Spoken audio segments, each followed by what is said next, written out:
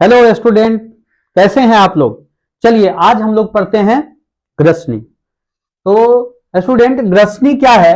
ये मुख गुहा का पिछला भाग ग्रसनी कहलाता है ना। मुख गुहा का पिछला भाग है ग्रसनी। ग्रसनी दो छिद्र में खुलता है। पहला जो है फर्स्ट में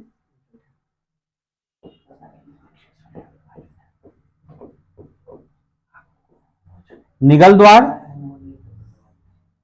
और दूसरा जो है कंठ द्वार। तो ग्रसनी दो छिद्र में खुलता है, एक निगल द्वार और दूसरा कंठ द्वार। निगल द्वार जो है ये आगे जाकर के ग्रास नली में खुलता है और कंठ द्वार जो है ये आगे जाकर के श्वास नली में खुलता है।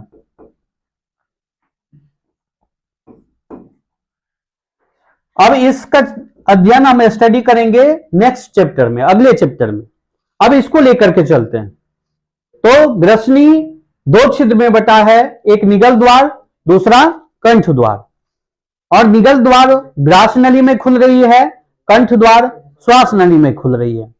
और निगल द्वार और कंठ द्वार के बीच में एक रचना होती है जिसे एपिग्लोटिक्स कहते हैं। अब ये एपिग्लोटिक्स का क्या काम होता है? तो जब हम आप भोजन करते हैं तो एपिग्लोटिक्स क्या करता है, एक नली को बंद करके रखता है।